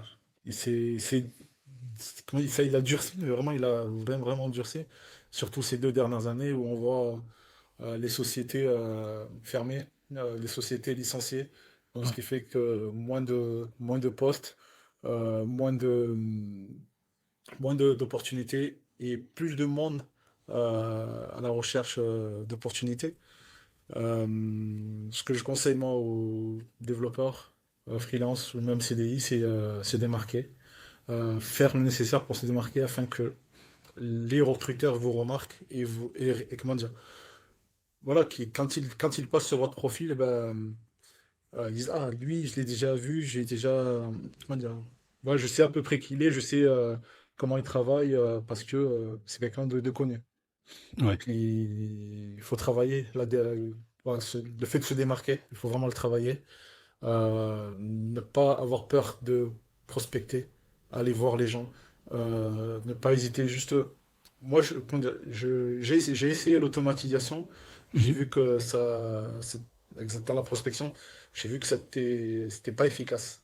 Ouais. C'est mieux, comment dire, juste d'essayer comment dire, de lancer d'amorcer la discussion. Ouais. Et par cela, après, derrière, tu peux avoir vraiment d'autres opportunités Ouais. avec ces entreprises, ou même pas forcément avoir une mission, mais au moins avoir cette personne-là dans ton réseau parce que tu l'as démarché d'une façon où il a senti que, voilà. Tu t'intéressais vraiment et t'es pas là pour essayer de te vendre ou lui vendre un truc. Ouais. Bon. Ouais. Oh bah trop bien, mais ça c'est un bon conseil ce que tu dis. Moi ce que j'aurais tendance à conseiller là-dessus, et je pense que tu me rejoins là-dessus, euh, vaut mieux 10 messages envoyés à la main par semaine que 500 messages automatisés. Parce que ça se voit, regarde, tu disais tout à l'heure, tu donnais l'exemple de personnes qui te disaient, écoute, on voit que ton poste est rédigé par l'intelligence artificielle. Mais si des personnes dont c'est pas le métier, la création de contenu, arrivent à voir ça, que dire des personnes qui, tu vois, que ce soit des commerciaux ou des recruteurs ou même des clients, qui reçoivent des tonnes de messages chaque jour et qui en envoient aussi beaucoup chaque jour, C'est ça. ça se voit direct en fait. Donc finalement là, faut. Je pense qu'il y avait une époque, c'était l'essor un petit peu de ça, des messages automatisés envoyés en masse, ça pouvait être pertinent, mais là maintenant, même s'il y a de la personnalisation à base d'IA, ils vont te vendre ouais des brise-glaces icebreaker, t'inquiète, on va analyser son profil et on sait sur quoi appuyer. Ça se voit, ouais, ça se voit, tu vois, ça se voit. Donc nickel. Et une dernière question, est-ce que toi, tu as une stratégie de contenu? Est-ce que tu te dis, bah là, je vais faire un post qui parle technique, un post un peu plus perso, un post avec ma vision globale sur le marché, ou tu y vas en freestyle? Bah, au début, j'allais en freestyle. Et là, j'essaie de, petit à petit, voilà, d'essayer comment dire, de me donner, tu vois, exemple, le week-end, je vais faire des posts humour, ou le vendredi, je vais essayer de faire des tests un peu plus tech. Et Ouais, pendant les autres jours de la semaine, bah, je vais parler d'IA. J'essaye vraiment comment dire, de monter en compétence sur les sujets de l'IA, parce que ouais, c'est l'avenir, tu vois, c'est ouais, l'avenir. Et il faut s'approprier tout ça. Et c'est en partageant que je me rends compte que, exemple, la semaine dernière, j'avais parlé, comment ça s'appelle, de windsurf. Bah, il y avait des gens qui ne savaient même pas du tout qu'est-ce que c'était windsurf. Tu vois, ils disaient, ah ouais, bah, je vais tester. Et derrière, tu vois, sans tester. ouais. euh, C'est l'IDE boosté à l'IA, hein, c'est ça? c'est ça, voilà. Ouais. Bon. Parce qu'avant ça, il y avait Cursor. Cursor, ouais, qui a retourné le game. Ouais, Cursor avait retourné le game, et là, t'arrives une surf qui est encore plus fort que Ouais, Cursor.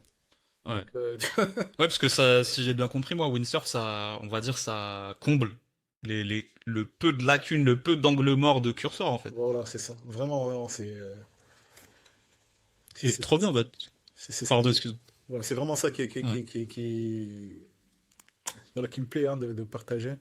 Euh, ouais, c'est vraiment quelque chose qui me plaît. Donc, je continuerai à partager sur l'IA, sur la tech aussi, et des petits posts LinkedIn juste pour voilà, ouais, montrer que je suis pas un robot, tu vois. ouais. Bah, trop bien, nickel. Et tu me parles d'IA, moi, ça me fait penser à, et d'ailleurs, on les salue, à Amina et Mohamed, qui partagent beaucoup sur l'IA. Ouais. Salim aussi. Ouais, aussi, ouais, salut. Bon, franchement, Ouais, bah, c'est des gens qui sont rentrés dans mon réseau, hein, ouais, que j'apprécie d'échanger avec eux. Euh, Surtout Mohamed, franchement, Mohamed, il m'a appris énormément de choses sur l'IA. ouais. Bon, on voit qu'il maîtrise son sujet. D'ailleurs, il a lancé sa newsletter. Elle est lancée, je crois, ça y est. Ouais, Je me suis inscrit direct. ouais. Ah, c'est top. Et, Moi, je vous cache pas, c'est un peu trop technique pour moi. Je m'y suis pas inscrit, mais en tout cas, j'en profite pour en parler, bah, pour donner de la force. Et bah, c'est cool. Bon, en tout cas, l'erreur numéro une que je vois chez les profils tech, quand ils commencent à communiquer, tu me diras si tu as remarqué ça aussi, c'est de faire des posts vraiment trop techniques et que techniques. voilà. Tu vois. Parce que finalement, naturellement, la technique, ça te passionne, ça te fait kiffer. Et quand tu commences à poster, tu as besoin de poster sur des sujets bah, sur lesquels tu es à l'aise et que tu maîtrises. C'est ça. Ouais. Et C'est ce que j'ai eu comme ressenti. ouais, Euh, Au tout début, je postais vraiment que des posts très très techniques, mais je voyais que la communauté, tu vois, c'était pas tout le temps, soit c'était des développeurs, mais pas tout le monde qui pouvait vraiment, ouais. comment dire, S'identifier, ouais, c'est ça. interagir. Bah, ouais, Donc, ce que je fais, voilà, c'est que j'essaye un peu voilà, j'essaie de, comment dire, Un coup, voilà, un coup des tests tech, Ouais, des post-tech, ouais, faut alterner, c'est important. plus Ouais, général, où tout le monde peut répondre. ouais, Voilà. ouais. Et encore, ça pourrait être pertinent, tu vois, pour toi d'axer vraiment sur des postes techniques si ton objectif c'est justement de montrer, enfin d'attirer des personnes, des devs du coup pour Tech Insight. Oui. Là, ça peut être pertinent. Mais quelqu'un qui se dit je vais poster pour justement me susciter des opportunités de mission, bah un recruteur va pas lire. Tu vois, là au final tu parles à tes pairs, à d'autres devs, à d'autres profils tech, et donc surtout n'hésitez pas à vulgariser. Même si vous parlez technique, c'est pas grave, parlez technique, mais vulgarisez au maximum, comme si vous parliez et sans. C'est pas péjoratif, mais comme si vous parliez à un gosse de 10 ans, tu vois. C'est ça. Parce que déjà, ça vous entraîne. En mission, nous, on aime ça, tu vois. Côté recrutement, on aime beaucoup ça. Des personnes qui savent vulgariser. Les clients aiment beaucoup aussi, quoi, des présentations aux équipes métiers qui sont pas forcément sensibles à la tech. Donc voilà, c'est super important. Bon, bah trop bien. Et pour terminer, est-ce que tu aurais des conseils aux ESN? Des ESN. Bah, moi, je dirais, voilà, c'est vrai qu'on arrive à une période où il y a de plus en plus de développeurs sur le marché, mais c'est important pour l'image de l'ESN et l'image que le développeur va avoir de l'ESN, d'avoir comment dire, de faire attention à ça parce que, euh, moi, exemple, là récemment, c'est une ESN qui s'appelait, il m'appelle, il me propose un poste, donc je fais l'entretien, tout ce qu'il faut. Et derrière, comment dire, moi, voilà, je suis motivé, donc je veux ce poste-là parce que ça correspond à ce que je veux. Et une semaine plus tard, je les relance, ils me disent le client, on a contacté le client et le client il a dit Ouais, qu'il a mis en stand-by. Euh, ouais, Moi, tu vois, comment dire, je me dis, attends, si vous venez me voir, c'est que le projet il est concret, vous avez déjà ouais, des informations parce que vous me faites perdre du temps, vous perdez du temps vous aussi. ouais, Tu vois. ouais, c'est clair. Et aussi, comment dire, prendre le temps vraiment de regarder les profils des gens, ne Mhm. pas se baser sur l'IA pour Ouais, trier, filtrer, mais vraiment apprendre à connaître la personne. Euh, Aussi, les tests techniques ne veulent rien dire là. ouais, on est d'accord. Voilà, Ouais, tu peux avoir vraiment des gens qui sont très bons dans le test technique ou même le faire passer par l'IA, mais derrière, la personne n'est pas compétente pour le poste, ouais, la personne n'est pas ouverte, la personne elle n'est pas, euh, comment dire, c'est pas une personne qui voit loin dans le futur, mais ouais, ouais, qui veut juste l'argent et un point c'est tout. ouais. Enfin, ça, c'est des genres de profils qu'il faut, comment dire, faire, comment dire, qu'il faut plutôt, je dirais que les ESN, elles ont Mhm. besoin d'abord de découvrir la personne, avant même de donner un avis sur son CV. Parce que le CV, ça veut rien dire, tu vois, Mhm. je peux mitonner, je peux... Ouais, euh, ouais, il y en a, hein. Ouais. voilà. Mais quand tu apprends à connaître la personne, même juste en regardant comment dire, son profil LinkedIn, tu es capable de connaître la personne, de savoir est-ce que c'est la bonne personne ou pas, Ouais, avant même d'aller plus loin. ouais. D'où l'idée de bien compléter son profil, peut-être créer un peu de contenu. Après, moi, c'est pas mon activité, donc je suis pas en train de prêcher pour ma paroisse. Ça, c'est pas mon truc. Mais voilà, pour tout ce qui est apprendre à se vendre, prospecter, négocier, se mettre en avant auprès des recruteurs, auprès des commerciaux, auprès des clients, ça, c'est mon job. Mais c'est super intéressant ce que tu dis. Moi, pour les tests techniques, je fais mon mea culpa. Ça m'est arrivé d'en proposer, de recruter de cette façon, parce qu'on a besoin d'une base. Finalement, euh, moi, je reste persuadé qu'il n'y a pas mieux qu'une bonne discussion avec un profil tech. C'est ça. Bien sûr. Et un truc du genre, bah ok, montre-moi un de tes projets sur GitHub et explique-moi. Explique-le-moi pourquoi tu as fait ce choix-là, pourquoi ci, pourquoi ça. Après, on n'est pas forcément capable techniquement d'avoir ces discussions-là. Je pense que ça vient avec le temps. Moi, perso, ça m'intéresse sincèrement, donc c'est venu naturellement avec le temps. Après, j'aurais pas non plus des discussions hyper poussées, on va pas parler algorithmie, tu vois, faut pas pousser. Mais je préfère recruter comme ça et plus, comme tu disais, ouais, aussi au feeling, ça c'est super important. Parce que finalement, t'attires pas les meilleurs profils et s'il vient juste pour la thune, il ira au plus offrant et puis voilà. Et il en faut pour tout le monde, il n'y a pas de bonne ou mauvaise chose, chacun voit midi à sa porte. Mais, euh, mais ouais, ce que tu dis aussi, c'est le côté ne pas envoyer des messages de masse. Ouais. aux développeurs. Envoyez vous aussi de votre côté des messages personnalisés, bien ciblés et surtout sur des besoins bien qualifiés, s'assurer que derrière le besoin soit toujours ouvert, qu'il y ait une vraie opportunité. Mais ça d'ailleurs, un petit conseil, quand vous postulez, toujours essayer de demander et de jauger la relation de cette ESN avec ce client. Est-ce qu'ils travaillent ensemble depuis longtemps? Est-ce que c'est un nouveau besoin? Est-ce qu'ils veulent entrer, tu vois? Ça aussi, c'est important parce que ça permet d'éviter ce genre de déconvenu ça arrive toujours, ça peut toujours arriver, mais finalement le client répond plus ou le besoin est fermé, quoi. Ouais, c'est Ouais. vrai que ouais, il faudrait y penser. Ouais. Je y penserai plus souvent. Bon, bah top. Bah écoute, Farid, je te remercie beaucoup pour cet échange. C'était un réel plaisir. Moi aussi, franchement, c'est même pas, tu sais, c'est normalement c'est formule de politesse. Et là, vraiment, j'ai kiffé. Genre, pour moi, tu sais, c'est le truc, voilà quoi. Tu vois, c'est une discussion comme ça. On a parlé de plein de trucs intéressants. Moi, j'ai trop kiffé. Donc, j'espère que vous qui nous écouterez également. Et puis, bah voilà, n'hésitez pas quand ce sera publié à nous faire part de vos impressions. Vous pouvez suivre Fahri et Lucien sur la partie Tech Insight, donnez-leur de la force. J'ai cité aussi Amina, Salim et Mohamed qui parlent beaucoup d'intelligence artificielle. Voilà, donc n'hésitez pas à les suivre, suivre leurs posts, leur actualité, et moi-même. Donc voilà. On va me donner de la force. Tu me crois, j'allais oublier en plus. Le mec, il parle pas de lui, tu sais. Mais en plus, c'est vrai, sincèrement, je suis pas à l'aise, j'y travaille, tu vois. Mais j'aime pas parler de moi, tu vois. Ah, il faut, tu vois. C'est marrant quand même. Mais bon, non, bah trop bien. Bah Fahri, en tout cas, je te remercie. C'est moi qui. Et puis, bah on se dit à très vite. À très vite. Merci.